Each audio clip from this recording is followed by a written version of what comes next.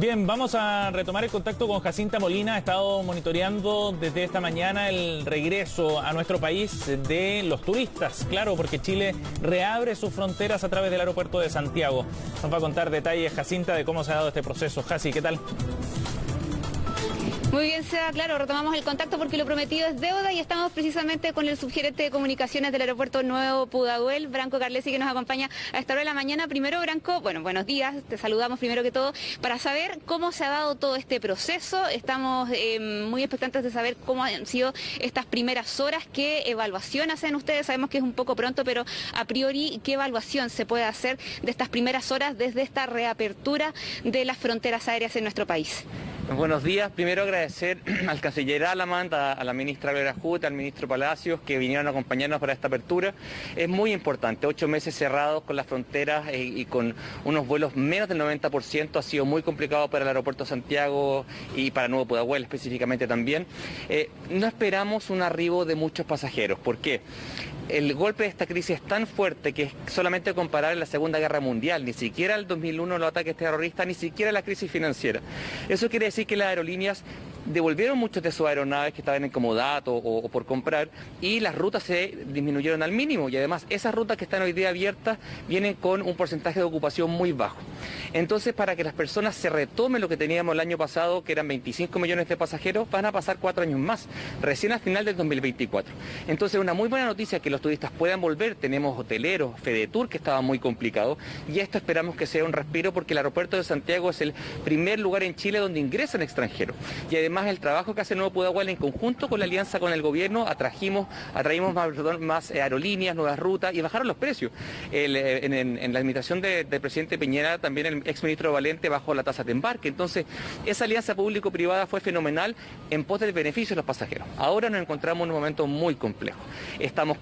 Perdimos 3 aerolíneas definitivamente, Emirates, Qantas y One. Perdimos más de un tercio de nuestras rutas. Entonces, cuando volvamos a la normalidad, vamos a tener muchas menos rutas, menos aerolíneas. Y, por ejemplo, quien quiera ir a Europa, en diciembre podía entrar por 5 ciudades. Podía ser por Londres, París, Madrid, Barcelona o Roma. Ahora solamente tenemos París y Madrid. Eso va a hacer que los precios suban y claramente va a ser más complejo para las personas. Y no queremos volver realmente a ese tiempo cuando la élite solamente podía viajar. Queremos que el transporte sea democrático y sea para todos. Branco, ya quiero ahondar en ese punto que es bastante importante que comentas, pero primero quedó pendiente la pregunta de cómo han sido estas primeras horas. No sé si hay antecedentes ya de quizás un número de turistas que hayan llegado o eventuales inconvenientes, quizás personas que han tenido dificultades para poder entrar a Chile. Hemos tenido 6 vuelos en la mañana internacionales, no hubo ningún problema, llegaron todos con sus documentos correctos, pero esos vuelos claramente venían con muy poca ocupación, entonces es muy fácil hacer el proceso. Esperamos que dentro de los próximos meses y años empecemos a recuperar, pero en los próximos 5 o 6 meses nos vemos un aumento importante en los vuelos internacionales. Sí, tal vez vamos a ver un aumento en la demanda por los pasajeros, pero la oferta va a ser menor. ¿Y qué pasa cuando hay mayor demanda y poca oferta? Van a subir los precios, pero por el minuto está todo correcto, está todo ordenado en el aeropuerto. Invitamos a las personas que vengan al aeropuerto se sientan seguras, las aeronaves no son un vector de contagio y el aeropuerto tampoco, siempre y cuando cumplamos las medidas biosanitarias que nos ha impuesto la autoridad sanitaria. Claro, medidas que hay que seguir realizando también por lo mismo. Tú comentabas una situación bastante interesante que es el cierre, por ejemplo, de algunas rutas incluso nuevas que habían comenzado a operar hace pocos meses antes de que se iniciara esta emergencia, que es básicamente el efecto que ha tenido en el aeropuerto y quizás a lo mejor también en Chile, como conexión también con otros países esta situación. ¿Qué análisis hacen ustedes y no sé si han podido también conversar con la autoridad o ver incluso comparativamente en la región, por ejemplo, si hay otros países que están también con situaciones similares?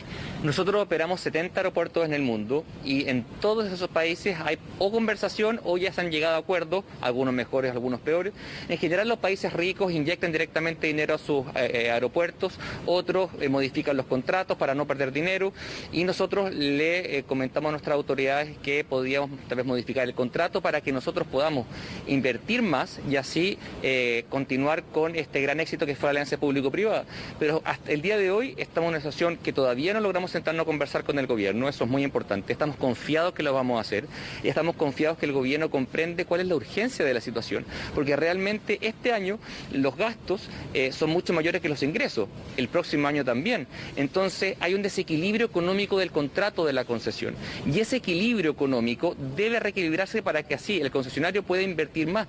Tenemos un terminal internacional donde invertimos $1.000 millones, pero ¿de qué va a servir un terminal internacional para 38 millones de pasajeros cuando este año retrocedimos a niveles del 2012, 8 millones de pasajeros? ¿Está en riesgo el futuro de la concesión en este aeropuerto actualmente? Está muy complicado. Si no encontramos una solución, el futuro de la concesión se ve muy, muy complejo. Y es por eso que estamos en conversaciones con las autoridades, pedimos humildemente a las autoridades también trabajar conjunto con ellos, como socios que somos del Aeropuerto de Santiago, porque esta es una edificación pública que tiene un uso para los chilenos, que además crea empleo, turismo, negocio. Entonces por eso es tan importante, no estamos hablando de una tienda de retail, no estamos hablando de un local comercial, estamos hablando del aeropuerto más importante de Chile.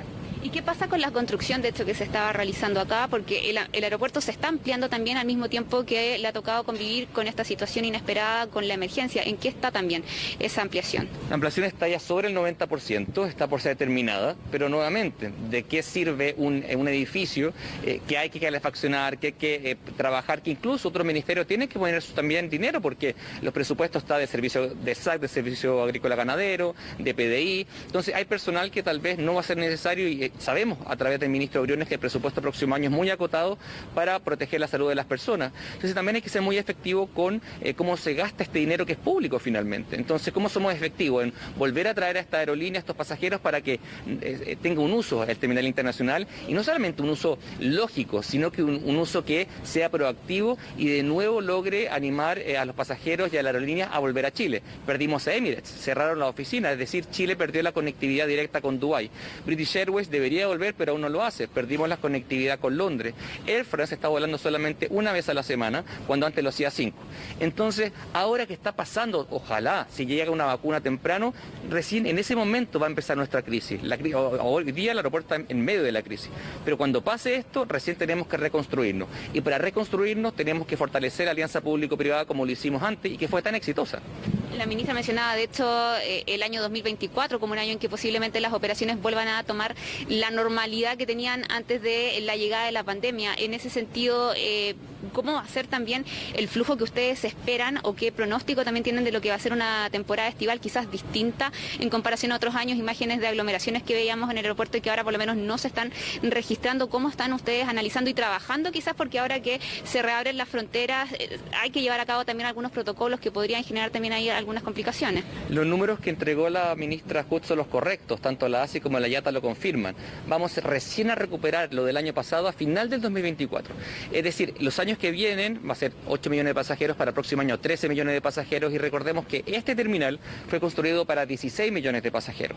¿Qué tiene que hacer el concesionario? Tenemos que ser proactivos, tenemos que, como operamos tantos aeropuertos, tenemos los contactos con todas las aerolíneas, por eso llegó Emirates, por eso llegó British Airways. Pero eso requiere inversión. Entonces, si hoy día el concesionario tiene un desequilibrio económico tal, que es normal que lo tenga, todos los aeropuertos lo tienen porque la autoridad tenían una prioridad que es salvar la salud de las personas y nosotros estamos de acuerdo con eso. Pero estos 5 años que vamos a perder, además que tenemos un contrato fijo, son 5 años totalmente perdidos, no podemos recuperarlo.